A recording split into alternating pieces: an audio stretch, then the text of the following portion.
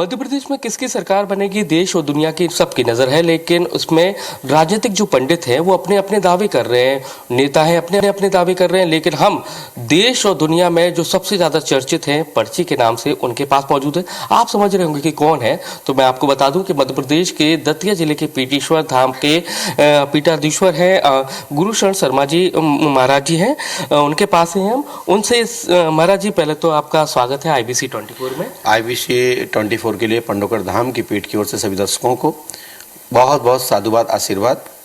और श्री पंडोकर धाम में आप पधारे, आप सबके सभी सक्षम साथियों को, आपके सभी मीडिया के आए हुए नारद बंधुओं को पंडोकर धाम की पीठ की ओर से बहुत बहुत साधुवाद, आशीर्वाद है। हम देख रहे हैं कि नेताओं का जाने आने का जो सिलसिला है चुनाव की घोषणा के बाद से और आज तक, अभी तक, इस टाइम तक लगा हुआ है।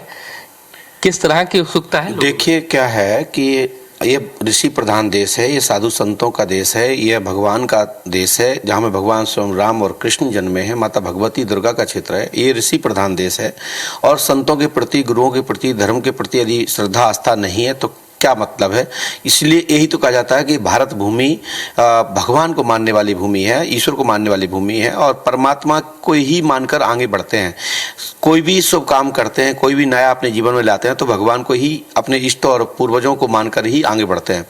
तो इसके लिए तो आना अच्छी बात है, इसमें कोई खराब बात नहीं। हमारे पास सभी दल के लोग आते हैं। तो यहाँ कांग्रेस, भाजपा, बसपा, उत्तर प्रदेश से सपा, बाकी भारतवर्ष की जितनी भी अनेक अनेक जो पार्टियां हैं, छोटे मोटे जो दल हैं, जो समाज से भी हैं, समाज के लिए कुछ करते हैं, अपनी जाति समुदाय के लिए कुछ करते हैं, ऐसे सभी दल के लोग, सभी न्यास ट्रस्टी इत्यादि जगह की जो संस्थाएं भारत की हैं, समय समय पर सुअवसर प्राप्त कर पंडोकर धाम आके आशीर्वाद लेते हैं। लेकिन अभी क्या चुनाव को लेकर पूछ रहे हैं क्या होने वाला है, किस तरह की उनकी जिज्ञासा, क्योंकि धड़कनें बढ़ी हुई हैं, क्योंकि वक्त ज़्यादा है।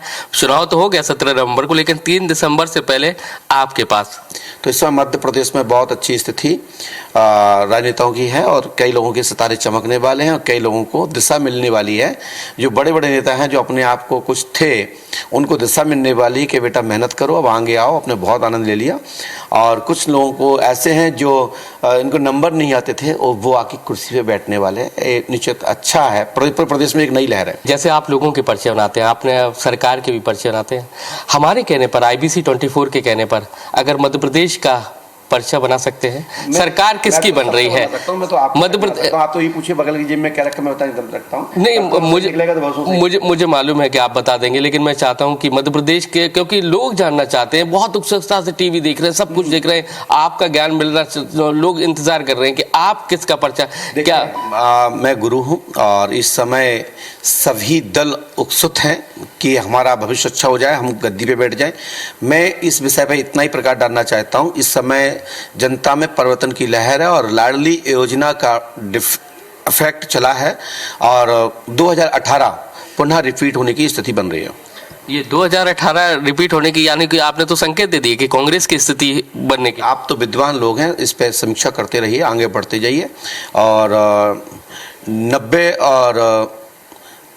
90 30 95 के बीच में ग्रुप रहेगा, यही आंकड़ा चलेगा। और इस लाडली योजना के अंतर्गत जो ग्राफ बढ़ा है वो 2018 वापस जाके पहुंचा रहा है। जो पिछड़ा हुआ था वो स्थिति 18 पे पहुंच गए। 90 30 95 मतलब कैलकुलेशन थोड़ा सा बताइए ना, समझ नहीं पा रहे हैं, दर्शक नहीं समझ पा रहे हैं, इसलिए देखिए 100% में से देखा जाए तो 65, 55 और 45 का चुनाव है, ठीक है। ये स्थिति आज की पोजीशन नहीं कह रहा हूं मैं, ये बात कर रहा हूं 11/11/2023 की। और आज की स्थिति में क्या है कि जो स्थिति है वो मुझे वापस 2018 रिपीट दिखाई दे रही है। और इसमें मैं किसी को दुख नहीं पहुंचाना चाहता हूं, लेकिन मैं इतना ही कहना चाहता हूं कि इस समय मध्य प्रदेश में परिवर्तन की लहर है और न्यू स्थापना होगी।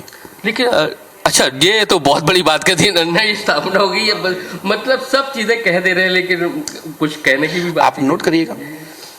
मैं ये जानना चाहता, अगर हमारी गुजारिश, निवेदन हमारे दर्शकों का IBC 24 के, अपना व्यक्तिगत किसी नेता को लाइए, मैं उसका पर्चा बना देता हूँ।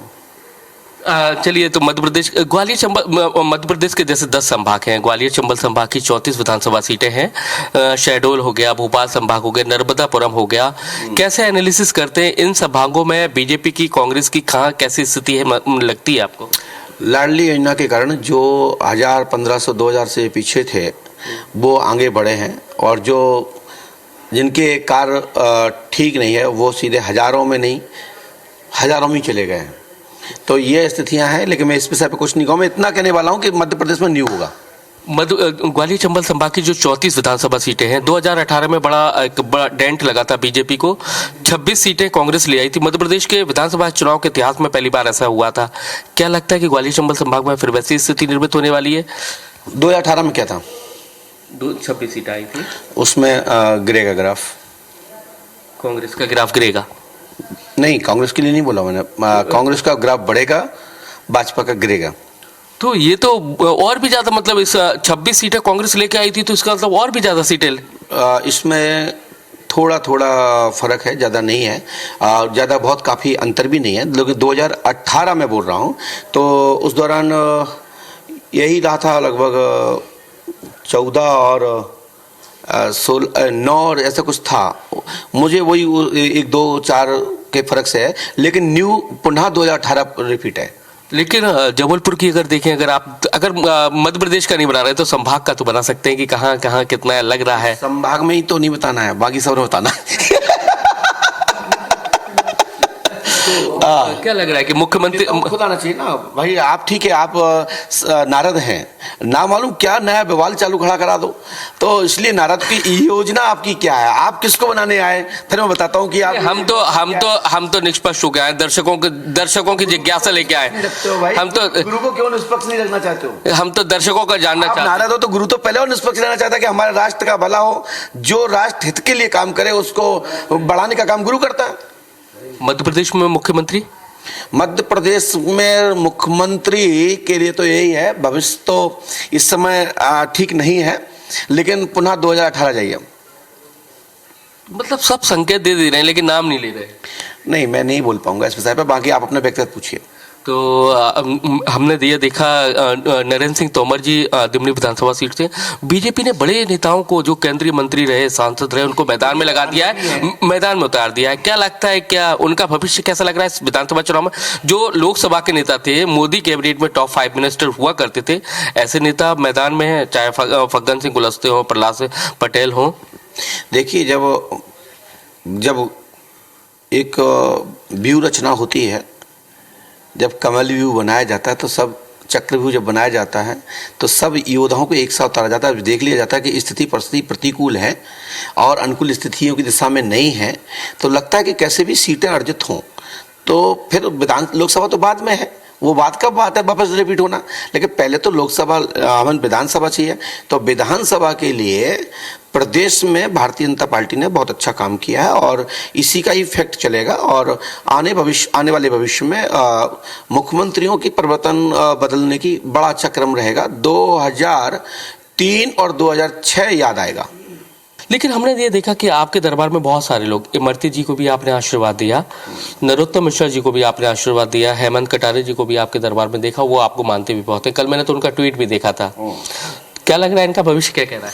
सभी नेता अपने अपने आशीर्वाद ले चुके हैं, अपने अपने विश्वास से चुनाव लड़े हैं, और वो सब मैदान में आ जाएगा। जो हमने लिख के दिया होगा वो पर्चा खुल जाएगा, और जो नहीं दिया होगा वो सामने आ जाएगा और सब चिल्लाएंगे। देखिए, कोई बंद कमरे में नहीं जाता। आज आप पूछ के जा रहे हो, आध घंटे में 15 मिनट में आप जितने भी यहाँ बैठे हैं, आंखों से, अपने मुख से कहीं ना कहीं ब्याह कर देंगे। पंडू सरकार ने क्या बताया, यहाँ से बस निकलने की जरूरत है, गेट पार होने दो, बस स्टैंड पे 15 मिनट में पहुंच जाएगा, और बस स्टैंड से ग्वालियर तक पहुंचने में 10 मिनट लगेंगे। आप देख लीजिएगा भी। आप देख सकते हैं कि बहुत सारी बातें कही हैं, लेकिन बहुत कुछ कहा है, तो साफ संदेश भी दिया है कि मध्य प्रदेश में अगली सरकार किसकी होगी। कैमरामैन राजकुमार कुशवाहा के साथ नासिर गौरी, IBC 24 दतिया।